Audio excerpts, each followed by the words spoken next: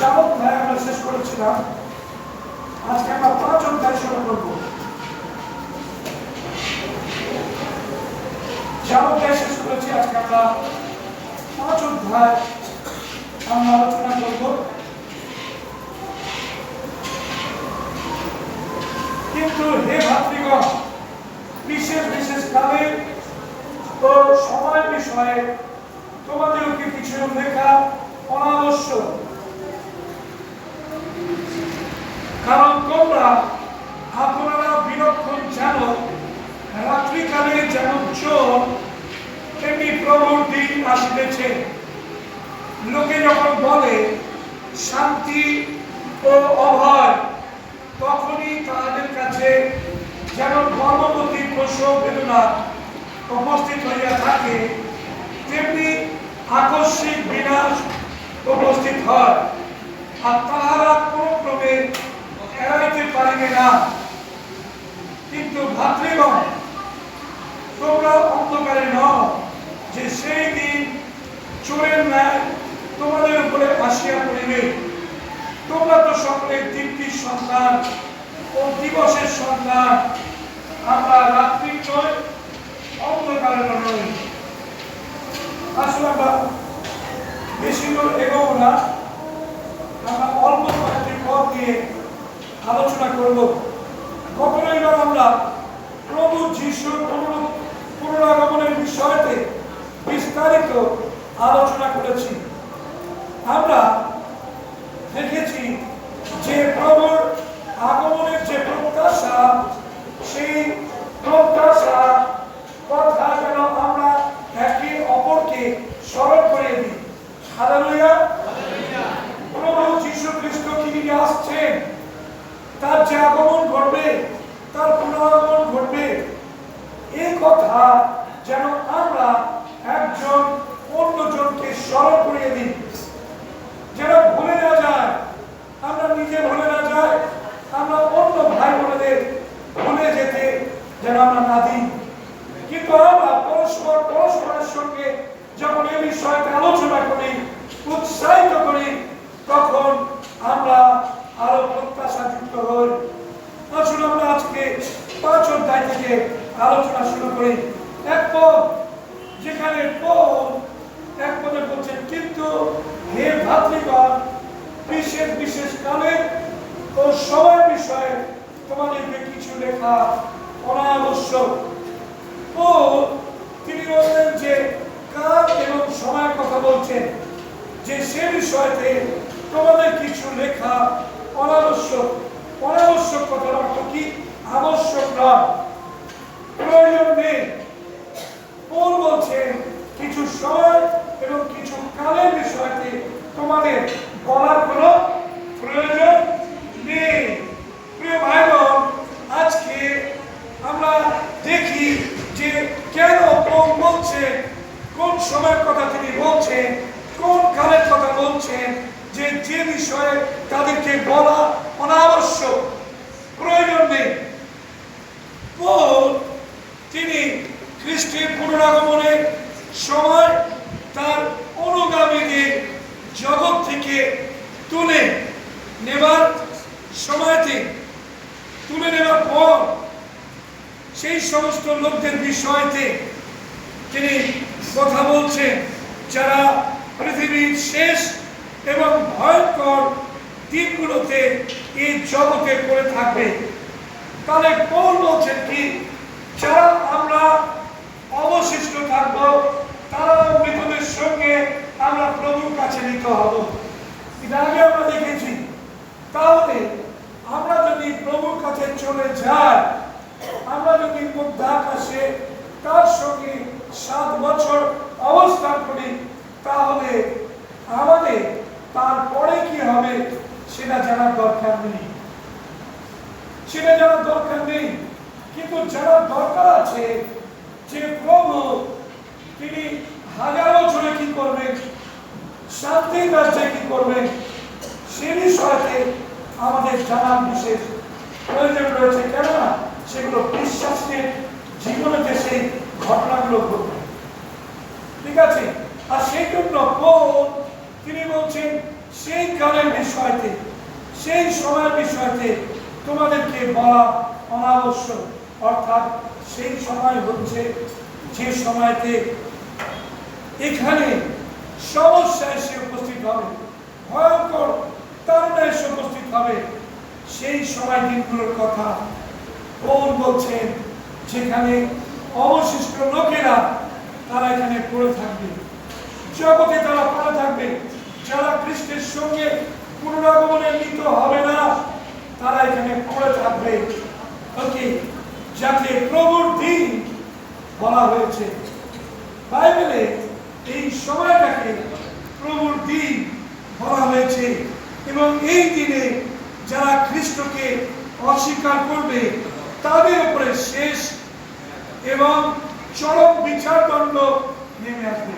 কাদের উপরে বিচারদণ্ড নেমে আসবে? যারা খ্রিস্টকে অস্বীকার করবে। প্রিয় ভাই বোন, সেই কারণে আমরা যারা সুসমাচার প্রচার করছি, তারা যেন উদ্যোগ সহকারে প্রচার করি। কেন বলুন তো? তার কারণ আপনার আমার উদ্যোগ সহকারে প্রচার এবং অন্যদেরকে খ্রিস্টের পথে নিয়ে আসা, এটা অত্যন্ত জরুরি, অত্যন্ত প্রয়োজনীয়। কেননা তাদের স্বর্গরাজ্যে যাওয়ার বিষয় রয়েছে। প্রভুর সঙ্গে তারা নিতে হবে, প্রভু তাদেরকে গ্রহণ করতে আসবে। আর সেই কারণে আপনার আমার এত দায়িত্ব সহকারে, এত সিরিয়াসলি সুসমাচারের বার্তা প্রচার করার প্রয়োজন রয়েছে। সেই জন্য যারা সুসমাচার প্রচার করছেন, তারা আরো উদ্যোগ সহকারে এই কাজটা করার জন্য উদ্যোগী হন। আপনারা দায় সারা কাজ করবেন না, বলতে হয় বলছি, এটা করবেন না, কিন্তু আপনারা সময় নিয়ে বোঝা সহকারে প্রভু এই কাজটা করুন। কেননা প্রভু যিশু তিনি তার মনোনীত লোকদের, যারা তাকে স্বীকার করবে, তাদেরকে নেওয়ার জন্য তিনি আসছেন। কেবল কি আপনি তার কাছে যাবেন, নাকি আপনি চান যেন আরো যারা রয়েছে তারাও যেন তার কাছে যেতে পারে? হালেলুয়া। যদি আমরা চাই যে যারা এখনো পর্যন্ত যিশুকে জানতে পারেননি, তারাও যিশুকে জানুক, তারাও যিশুর নাম শুনুক, তারাও যিশুর সঙ্গে অনন্ত রাজ্যে প্রবেশ করুক, তাহলে এটা আমাদের বিশেষভাবে কম্পালশন রয়েছে, এটা আমাদের জরুরি বিষয় রয়েছে। এটাকে অপশনাল নিতে হবে না। করতে পারি, না করতে পারি, এটা যেন না হয়, কিন্তু আমরা জরুরি বিষয় প্রভুর সঙ্গে তাদেরকে সাক্ষাৎ করে নিতে হবে। হালেলুয়া। আপনি আমি যদি প্রভুর সঙ্গে সাক্ষাৎ করিয়ে দিতে না পারি, তাহলে তারা চরম সংকটের মধ্যে পড়বে। হালেলুয়া।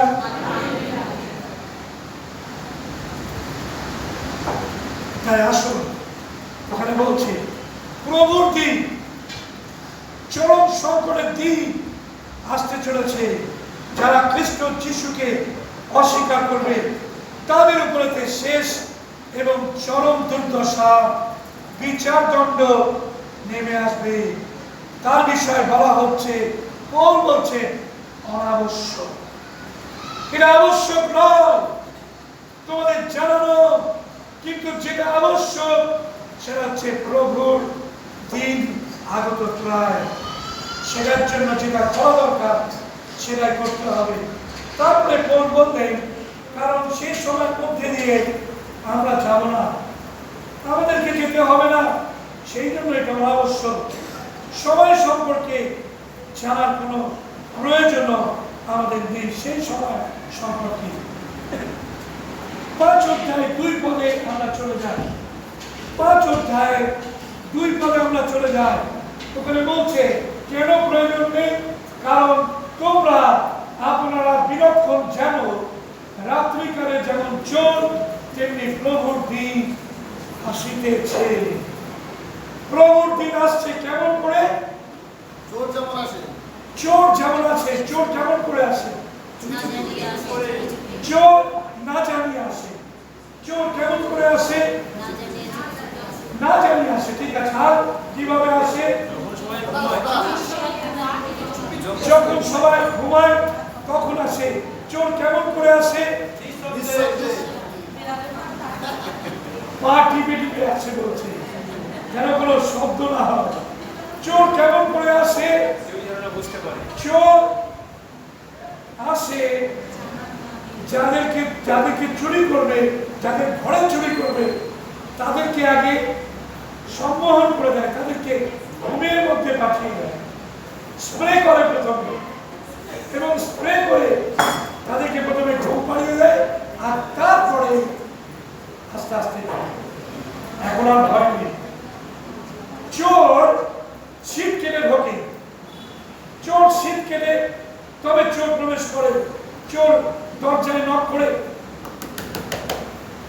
ধরো পড়া নিয়ে চোর আসে না। কখনো এসেছে চোর? আমার মনে হয় ডাকাতরা আসে, ডাকাতরা তারা আসে, এরকম নক করে, আর যেই দরজা করে পিস্তল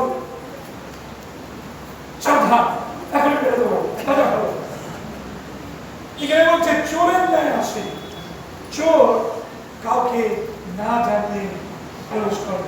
প্রভু যিশুর আগমন, যিশুর পুনরাগমন না জানিয়ে কেউ জানতে পারবে না। আর প্রভু যিশু তিনি আসবেন, তাই বলছে প্রভুর দিন আসছে চোরের মতো। তাহলে আপনাকে আমাকে কি করতে হবে? সজাগ থাকতে হবে, জাগতে রাখো, ঘুমিয়ে পড়ো না। যাদের ঘুম হচ্ছে না তারা বলছে আমরা তো ভোর পর্যন্ত জেগে থাকি, যদি চোর আসে কোনো অসুবিধা খপ করে ধরবো, কিংবা চোর চোর বলে চিৎকার করবো, কেন আমাদের ঘুম আসে না। আর যাদের অধিক নিদ্রা হয়, তাদের চিন্তার বিষয়, তাদের নিদ্রা থেকে একটুখানি তাদের ইয়ে করতে হবে, সজাগ থাকতে হবে, জাগতে রাখো। হালেলুয়া। প্রিয় ভাই বোন, আসুন আক্ষরিকভাবে নয়, কিন্তু আপনাকে আধ্যাত্মিকভাবে, আত্মিকভাবে, আত্মায় আপনাকে আমাকে জাগরিত থাকতে হবে। জাগতিকভাবে জাগতে পারেনি, কিন্তু আত্মাতে আমরা যেন জেগে থাকি, যে যখন আমরা প্রভুর নাম শুনি তখন যেন আমরা প্রভুর সঙ্গে যাওয়ার জন্য প্রস্তুত থাকতে পারি। হালেলুয়া। আজকে আপনি আমি আমরা কি আত্মাতে প্রস্তুত রয়েছি? মানসে নয়, কিন্তু আত্মাতে যেন আমরা প্রস্তুত থাকি, কেননা প্রভুর দিন আসিতেছে। আপনি বলুন মারানাথা, মারানাথা, মারানাথা। মারানাথা কথার অর্থ কি? প্রভু যিশু শীঘ্র আইসো। প্রভু যিশু তিনি যেন শীঘ্র আসে, আর সে বিষয়তে বিশ্বাসীরা যেন তাদের প্রার্থনা রাখতে পারে, প্রভু যিশু তুমি বিলম্ব করো না, কিন্তু তুমি শীঘ্র আসো। এখানে খ্রিস্টীয় মণ্ডলীর বিশ্বাসীদের তিনি বলবেন যে আমরা বিলক্ষণ জানি, রাত্রিকালে যেমন চোর তেমনি প্রভুর দিন আসছে। প্রভুর দিন রাত্রিকালে হবে, দিনের বেলা নয়, রাত্রিকালে। তখন আমরা ঘুমিয়ে থাকি। প্রিয় ভাই বোন, আজকে রাত্রিকাল বলতে আক্ষরিকভাবে রাত্রিকাল বোঝাচ্ছে না, কিন্তু রাত্রিকাল মানে হচ্ছে রাত্রির অন্ধকার। রাত্রির অন্ধকার মানে হচ্ছে পাপের অন্ধকার। জগৎ সংসার পাপের মধ্যে, পাপের অন্ধকারের মধ্যে শুয়ে রয়েছে। প্রিয় ভাই বোন, আজকে আপনি আমি জগৎকে যদি না জাগরিত করি, যদি জগতের মধ্যে যদি আমরা জ্যোতি প্রকাশ না করি, তাহলে সেই জগতে অন্ধকার কত অধিক অন্ধকার, এবং সেই অন্ধকারে চোর যে কাজটা ঘটাবে সেটা কিন্তু তাদের পক্ষে সঠিক হবে না।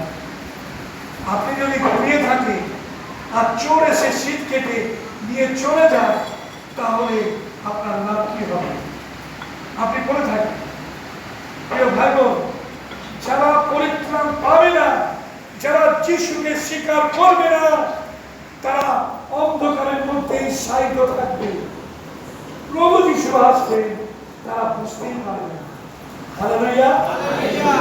তারা বুঝতে পারবে না, কেননা পাপের অন্ধকার তাদেরকে ঘুম পাড়িয়ে রেখে দেবে। আপনি আমি যেন সজাগ থাকি। প্রবর্তন বলতে একটি স্বাভাবিক 24 ঘন্টার দিনকে লক্ষ্য করা হয়নি, কিন্তু প্রবর্তন বলতে এমন একটি সুদীর্ঘ সময়কে লক্ষ্য করা হয়েছে যখন ঈশ্বর তার শত্রুদেরকে পরাজিত করবেন, যখন ঈশ্বর তার শত্রুদেরকে ধ্বংস করবেন। হালেলুয়া! অর্থাৎ প্রভু তিনি শত্রুদের বিনাশ ঘটাবেন, ধ্বংস করবেন। ওই দিন হচ্ছে প্রভু দিন। হালেলুয়া! আসুন আমরা কয়েকটি সাক্ষাংশের মধ্যে দিয়ে দেখি যে সেই দিন প্রভু কিভাবে তিনি জানাচ্ছেন। যিশায়া তার 2 অধ্যায়ের 12 থেকে 21 পদ। যিশায়া তার 2 অধ্যায়ের 12 থেকে 21 পদ। কেউ একজন খুলবে, আপনি পড়ুন যিশায়া 2 অধ্যায়ের 12 থেকে। বস্তুত যাহা কিছু গর্বিত ও ঔদ্ধত্য এবং যা কিছু উচ্চীকৃত, সেই সমস্তের প্রতিকূলে বাহিনীগণের সদাপ্রভুর এক দিন আসতেছে। সে সকল নত হইবে। সেই দিন লেবাননের উচ্চ ও উন্নত সমস্ত এরস বৃক্ষের প্রতিকূল, বাসনের সমস্ত অরণ বৃক্ষের প্রতিকূল, সমস্ত উচ্চ পর্বতের প্রতিকূল, সমস্ত উন্নত গিরির প্রতিকূল, সমস্ত উচ্চ দুর্গের প্রতিকূল, সমস্ত দৃঢ় প্রাচীরের প্রতিকূল, তর্শিসের সমস্ত জাহাজের প্রতিকূল এবং সমস্ত মনোহর শিল্পকর্মের প্রতিকূল হইবে। আর সামান্য লোকের গর্ব অধমুখ হইবে, মান্য লোকদের গর্ব হইবে। আর সেই দিন কেবল সদাপ্রভুই উন্নত হইবে, আর প্রতিমা সকল নিঃশেষে বিলুপ্ত হইবে। আর লোকেরা শৈলের গুহাতে ও ধূলির গর্তে পড়িবে। সদাপ্রভুর ভয়ানকত্ব প্রযুক্ত ও তাহার মহিমা আদরণীয়তা প্রযুক্ত।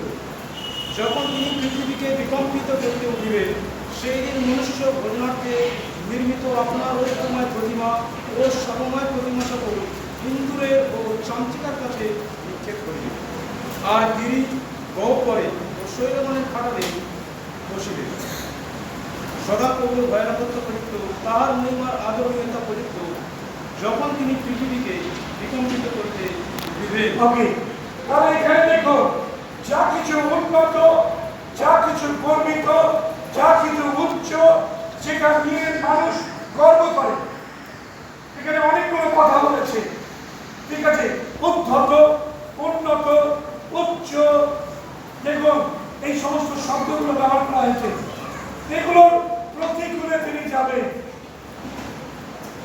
ঈশ্বর অহংকারীকে প্রতিরোধ করেন, কিন্তু নম্রদিগকে অনুগ্রহ প্রদান করেন। জগতের মধ্যে কি রয়েছে? জগতের মধ্যে রয়েছে উচ্চ উচ্চ বিষয়, জগতের মধ্যে রয়েছে গর্ব, জগতের মধ্যে রয়েছে অহংকার, জগতের মধ্যে আত্মগরিমা, এগুলো সমস্ত রয়েছে। বলছে সদাপ্রভুর দিনে ঈশ্বর তিনি কি করবেন? আর সেই দিন সদাপ্রভুর দিন আসলো পর সদাপ্রভুই উন্নত হইবে। তাহলে আজকে কি হচ্ছে? মানুষ ঈশ্বরকে উন্নত করছে না, মানুষ তার নিজেকে উন্নত করছে, মানুষ নিজের গর্ব করছে, নিজের অহংকার করছে। ঠিক আছে, একে অপরের পিঠ চাপড়াচ্ছে, একে অপরকে পুরস্কৃত করছে, তার কৃতিত্বকে ঘোষণা করা হচ্ছে, কিন্তু কখনো বলা হচ্ছে না ঈশ্বরের মহিমা হোক। হালেলুয়া! কিন্তু আমরা যারা বিশ্বস্ত, আমরা যারা ঈশ্বরের বাটির লোক, আমরা যা কিছু আমরা করি না কেন, তার মধ্যে দিয়ে আমরা ঈশ্বরকে গৌরবান্বিত করি। আমরা বলি সমস্ত কিছুর পিছনে ঈশ্বর মহিমান্বিত হোক। হালেলুয়া! এখানে বলছে যে সেই দিনে প্রতিমা সকল নিঃশেষে বিলুপ্ত হইবে। প্রতিমা বিলুপ্ত হইবে, কেননা প্রতিমাকে নিয়ে মানুষ অহংকার করছে। কিসের অহংকার? বলছে আমি করেছি, আমি তোমাকে জন্ম দিয়েছি, আমি তোমাকে আকৃতি দিয়েছি, আমি 1 হাত 2 হাত নয়, আমি 20 হাত 25 হাত আমি তোমাকে আকৃতি দিয়েছি। তার নিজের গর্ব মানুষ নিজে করেছে। ঈশ্বর বলছেন যে তিনি এমন করবেন তার দিনেতে, সেই দিনে মনুষ্য ভজনার্থে নির্মিত আপনার রূপময় কুড়িপদে রূপময় প্রতিমা, স্বর্ণময় প্রতিমা সকল ইন্দুরের এবং চামচিকার কাছে নিক্ষেপ করবে। সে কি বলবে? আমার দরকার নেই, আমার দরকার নেই, আমার নিজের সৃষ্টি, আমার নিজের কর্ম, আমার নিজের অহংকার, এগুলোকে আমি দূর করছি। না না না না, আমি কিছু করিনি, আমার কৃতিত্ব কিছু নেই, সবকিছু ঈশ্বর। হালেলুয়া। সদাপ্রভু দিনে মানুষ বিদায় করবে। আমি আরো একটি সাক্ষাৎ দেখাতে চাই।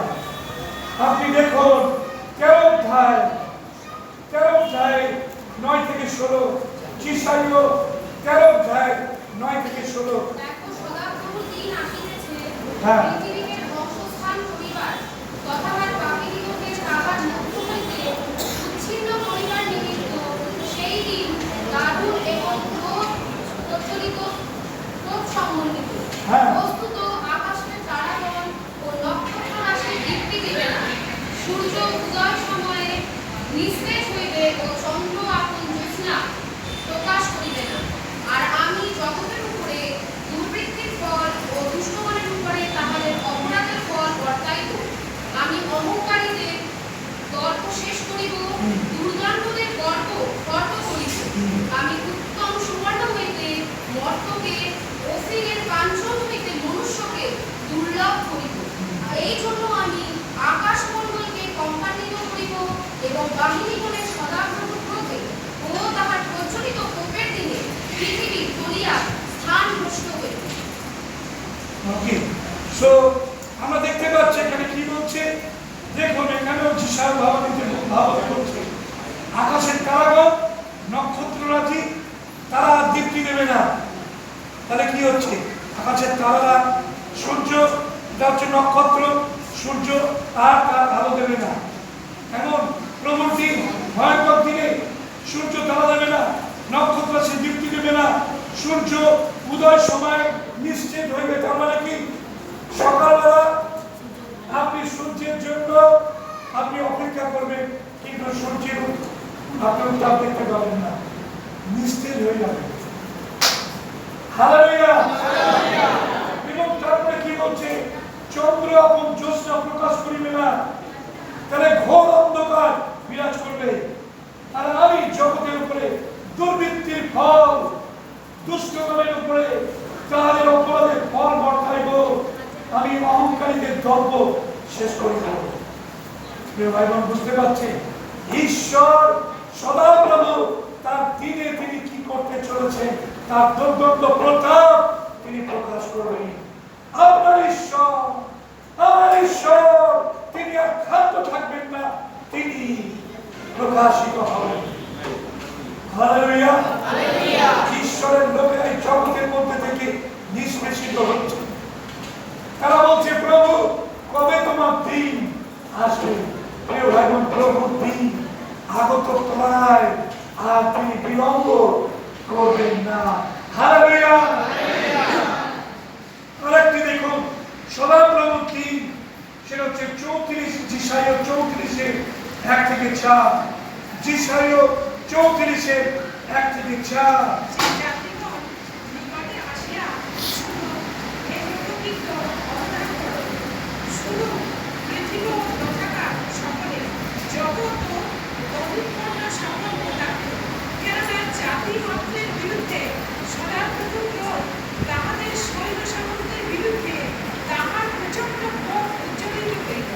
তিনি তাহাদিওকে নিঃশেষে বিনষ্ট করিবেন, তাহাদিওকে বধে সমর্পণ করিবেন।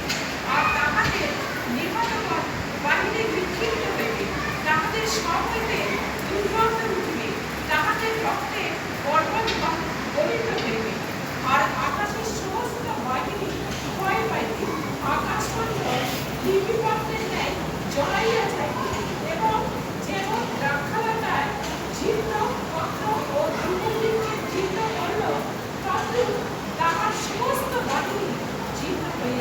ওকে, হালেলুয়া। তাহলে প্রভুর বাক্য এখানে বলছে যে দেখুন, জাতিগণ ঈশ্বরের কাছে তারা নত হবে। তাদের সব সৈন্য সামন্ত ইত্যাদি যা কিছু রয়েছে, জগতের পাওয়ার, সুপার পাওয়ার, যা কিছু থাকুক না কেন, ঈশ্বর বলছেন কেন জাতিমাত্রের বিরুদ্ধে সদাপ্রভুর ক্রোধ, তাহাদের সৈন্য সামন্তের বিরুদ্ধে তাহা প্রচন্ড ক্ষোভ প্রজ্বলিত হইল। তিনি তাদেরকে নিঃশেষে বিনষ্ট করিলেন। যিশাইও দেখেছেন যে কিভাবে ঈশ্বর তার ক্রোধে, তার কোপে সমস্ত সৈন্যদের নিঃশেষে বিনষ্ট করছে এবং তাদের সব দুর্গন্ধযুক্ত হবে, পড়ে থাকবে, পচে নষ্ট হয়ে যাবে, এরকম অবস্থা হবে। এবং দ্রাক্ষালতার চিহ্নপত্র যেমন ডুমুরের বৃক্ষের যেমন চিহ্ন পাতা যেমন থাকে, সেই রকম ভাবে তাদের অবস্থা হবে। প্রিয় ভাই বোন, আসুন সদাপ্রভুর দিনের কথা এখানে যিশায় তিনি ব্যক্ত করছেন। জিরোমীয় তিনি 46 অধ্যায় 10 পদে কি বলছে? জিরোমীয় 46 অধ্যায় 10 পদে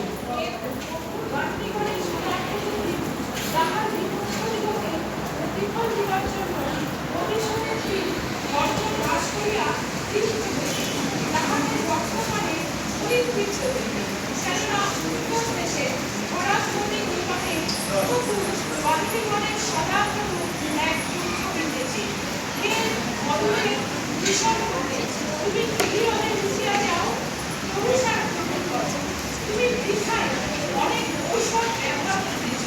তোমার অধীনায় জাতিগণ তোমার অপমানের কথা শুনিয়াছে। তোমার আচরণটিতে পৃথিবীর পরিবর্তন হইতেছে, কেননা বীর বীরের উচ্চন হইয়াছে। ওকে, থ্যাংক ইউ। তারা ওখানে বলছে যে প্রভু বাহিনীগণের সদাপ্রভুর দিন তার বিপক্ষ দিগকে প্রতিফল দিবার জন্য প্রতিশোধের দিন খর্গ গ্রাস করিয়া তৃপ্ত হইলে তাহাদের রক্তপানে পরিতৃপ্ত হইবে।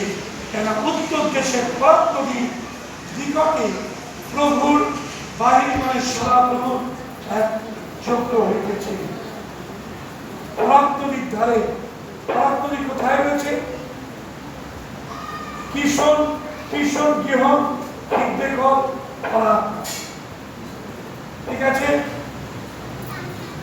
প্রান্তদী তীরে তিনি বলছেন প্রভু বাহিনীগণের সদাপ্রভু এক যজ্ঞ হইতেছে প্যালেস্টাইনে। ঈশ্বরের এক যজ্ঞ, আর সেই যজ্ঞ প্রভু যীশু খ্রিস্ট তিনি সেই যজ্ঞ তিনি স্থাপন করেছেন, তিনি যজ্ঞ প্রস্তুত করেছেন, তিনি কালভারি ক্রুশে তার জীবন দিয়েছেন। হালেলুয়া। এবারে আসুন সদাপ্রভুর দিনের কথা ঘোষণা করা হচ্ছে। জোয়েল হাওয়ারি তিনি তার 1 অধ্যায় 15 থেকে তিনি বলছেন কি, 2 অধ্যায় 11 পদ পর্যন্ত এতটা পড়বো না, কিন্তু জোয়েল তার 1 অধ্যায় 15-16 পদ আমরা দেখি। জোয়েল তার 1 অধ্যায় 15 পদ বলছে, সদাপ্রভুর দিন তো সন্নিকট, উহা সর্বশক্তিমানের নিকট হইতে প্রলয়ের ন্যায় আসতেছে। আমাদের দৃষ্টি হইতে খাদ্য ও আমাদের ঈশ্বরের বিরুদ্ধে আনন্দ ও উল্লাস বিচ্ছিন্ন হয় নাই। ওকে, 15 পদ বলছে সদাপ্রভুর দিন তো সন্নিকট। তাহলে প্রভুর দিন সন্নিকট, এটা আমাদের তৎপর হতে হবে। ও বাহিনীগণের নিকট হইতে প্রলয়ের ন্যায় আসিতেছে। আগামী দিন প্রভুর দিন প্রলয়ের ন্যায় আসছে। আপনি আমি যেন এ বিষয়তে সতর্ক হই। যদি প্রলয়ের দিন আসছে, তাহলে যারা অবশিষ্ট থাকবে তারা যদি প্রভুকে স্বীকার না করে, তাহলে সেই প্রলয়ের দিনে তাদের থাকতে হবে, অবস্থান করতে হবে। কিন্তু প্রভু তিনি সেই প্রলয় সংকট ইত্যাদির আগে তিনি তার বিশ্বাসীদের সংগ্রহ করবেন। হালেলুয়া। কিন্তু সেই প্রলয় দিনে যারা অবশিষ্ট থাকবে তারা যেন ওই সংকটের মধ্যে দিয়ে না যেতে হয়, তার জন্য আপনাকে আমাকে আজকে প্রভুর রব ঘোষণা করতে হবে। প্রভুর দিন আসছে, আমরা যেন সতর্ক করি। এক অধ্যায়ে 28 পদ থেকে 28 পদ দেখুন, জোয়েল 1 অধ্যায় 28 পদ, একের 28 বলুন। ও, একের 28 বলুন, তাহলে 2-এর 28। হ্যাঁ, আমি পক্ষপাতের উপরে আমার আত্মা সেজন্য তাহাতে তোমাদের পুত্রকন্যাগণ হাওয়ালি বলিবে, তোমাদের প্রাচীরেরা স্বপ্ন দেখিবে, তোমাদের যুবকেরা দর্শন পাইবে। আর তৎকালে আমি দাসদাসীদিগেরও উপরে আমার আত্মা সেচন করিব, আর আমি আকাশে ও পৃথিবীতে অদ্ভুত লক্ষণ দেখাইব, রক্ত, অগ্নি, অদ্ভুত স্তম্ভ দেখাইব। সদাপ্রভুর ওই মহৎ ও ভয়ঙ্কর দিনের আগমনের পূর্বে সূর্য অন্ধকার ও চন্দ্র রক্ত হইয়া যাইবে, আর যে কেউ সদাপ্রভুর নামে ডাকিবে সেই রক্ষা পাইবে। হালেলুয়া। তাহলে দেখুন, যে কেউ সদাপ্রভুর নামে ডাকিবে সেই রক্ষা পাবে। তবে প্রভু আমাদের কি বলছেন? তিনি বলছেন সেই ভয়ঙ্কর দিন আসছে, কিন্তু তোমরা সতর্ক করো সমস্ত মানুষকে। তোমরা বলো কেন এখনো সময় আছে, কিন্তু আগামী দিনে আসতে চলেছে। সেই জন্য মণ্ডলীর এখন অনেক বেশি কাজ রয়েছে। প্রিয় এবং আসুন মণ্ডলী, আমরা যেন ঘুমিয়ে না থাকি। মণ্ডলী, আমরা যেন স্বেচ্ছাচারিতায় না চলি। মণ্ডলী, আমরা যেন শুয়ে না থাকি। কিন্তু মণ্ডলী, এখন প্রচুর কাজ রয়েছে, কেননা প্রভুর দিন আগত প্রায়। প্রভু তিনি আপনাকে আমাকে সতর্ক করছেন, যদি প্রভুর সেই আগমনের পুনরাগমনের সামিল হতে হয়, তাহলে আসুন আমরা প্রভুকে প্রভুর নামে ডাকি। যে কেউ সদাপ্রভুর নামে ডাকবে সেই পরিত্রাণ পাইবে। তাই আসুন আমরা একে অপরের কাছে আমরা সুসমাচারের বার্তা তুলে ধরি। আমাদের আত্মীয় পরিজনের কাছে আমরা সেই সুসমাচার তুলে ধরি। আমরা নিজেরা পরিত্রাণ পেয়ে নাক ডাকিয়ে যেন না ঘুমাই। আমি তো পরিত্রাণ পেয়ে গেছি, আমি তো প্রভুর কাছে যাব, অন্যদের কি হলো আমার দেখার দরকার নেই। প্রভু আপনাকে দোষী করবেন। তিনি বলবেন, হে মনুষ্য, আমি তোমাকে জাতিগণের কাছে প্রহরী নিযুক্ত করিলাম। কোথায় লেখা আছে? কত অধ্যায়? 3 অধ্যায়। কি বলছেন? হে মনুষ্য, আমি জাতিগণের কাছে তোমাকে প্রহরী নিযুক্ত করিলাম। আপনি জিনিসটা ভাবুন। হে মনুষ্য, আমি এখানে বলি সঠিক। হে মনুষ্য সন্তান, আমি তোমাকে ইসরায়েলের জন্য প্রহরী নিযুক্ত করিলাম। হ্যাঁ, তুমি আমার মুখের কথা শুনিবে এবং আমার নামে তাহাদিগকে চেতনা দিবে। যখন আমি দুষ্ট লোককে বলি, তুমি মরিবেই মরিবে, তখন তুমি যদি তাহাকে চেতনা না দাও এবং তাহার প্রাণ রক্ষার্থে চেতনা দিবার জন্য সেই দুষ্ট লোককে তাহার অপরাধের বিষয়ে কিছু না বলো, তবে সেই দুষ্ট লোক নিজ অপরাধে মরিবে। কিন্তু তাহার কষ্টের প্রতিশোধ আমি তোমার কাছ হইতে লইব। কিন্তু তুমি দুষ্টকে চেতনা দিলে, সে যদি আপন দুষ্টতা ও দুর্ভাষ হইতে না ফিরে, তবে সে নিজ অপরাধে মরিবে। কিন্তু তুমি আপন প্রাণ রক্ষা করবে। হালেলুয়া। স্যার, আমি একটু বলছি। যদি আপন ধার্মিকতা হইতে ফিরিয়া অন্যায় করে, আর আমি তাহার সম্পর্কে বৃত্ত রাখি, তবে সে নিজে তুমি তাহাকে চেতনা না দিলে সে নিজ পাপে মরিবে এবং তাহার বৃত্ত কর্মকর্ম সকল আর স্মরণে আসিবে না। কিন্তু আমি তোমার হস্ত হইতে তাহার রক্তের প্রতিশোধ লইব। হালেলুয়া। Thank you. চেতনা দিলে সে যদি পাপ না করে, তবে সচেতন মতে সে অবশ্য বাঁচিবে, আর আমি আর তুমিও আপন প্রাণ রক্ষা করবে। হালেলুয়া। কত অধ্যায়, কত পদ থেকে কত পদ পড়বে? এবার 7 পদটা পড়িতে। 17 থেকে 21 পর্যন্ত। তিনি জিএসপিএল তার 3 অধ্যায় 17 থেকে 21 পদ করা হয়েছে। আর একটা রয়েছে যেটা 33-7 পদ, হ্যাঁ 33 অধ্যায় 7 পদ। জিএসপিএল 33 অধ্যায় 7 পদ সেখানে বলছে, হে মনুষ্য সন্তান, আমি তোমাকেই ইসরায়েল কুলের প্রহরী হ্যাঁ করলাম। আমি তোমাকে ইসরায়েল কুলের প্রহরী নিযুক্ত করেছি। অতএব তুমি আমার মুখের বাক্য শ্রবণ করো ও আমার নামে তাহাদিকে সচেতন করো। সচেতন করো।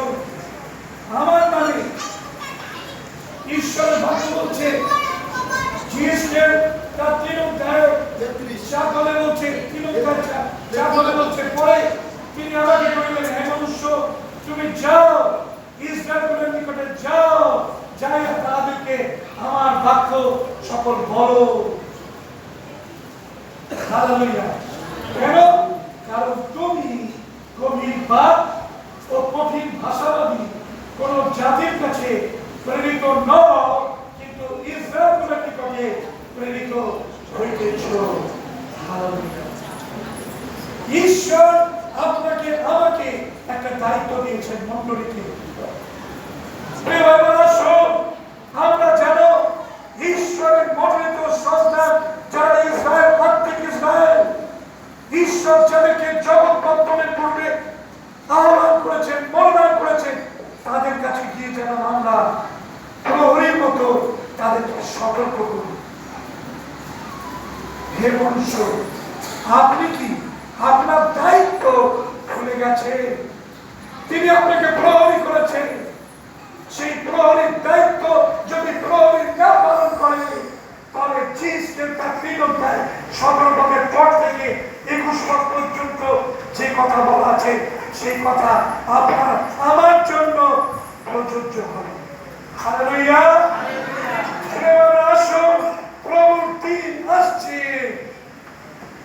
সুতরাং আপনি আমি যেন সতর্ক হয়ে নিজের যে কাজ, সেই কাজকে যেন আমরা করি। আসুন আমরা চোখ বন্ধ, মাথা নিচু করি। প্রিয় ভাই বোন, কেবলমাত্র প্রভুর দিনে কি ঘটবে, প্রভুর দিনে কি হবে, সেগুলো নিয়ে যেন আমরা ক্ষান্ত না থাকি। আমরা জ্ঞানের ভান্ডারকে না বাড়িয়ে ফেলি, কিন্তু সেই দিন আগত প্রায়। আপনার আমার কি কর্তব্য রয়েছে, প্রভু আপনাকে আমাকে কি করতে বলছে, তার জন্য কি সতর্কতা অবলম্বন করতে বলছে, আমরা যেন সেই সতর্কতা অবলম্বন করি। চোর আসছে, কিন্তু আমি যেন সতর্ক হই, আমি যেন তৎপর থাকি।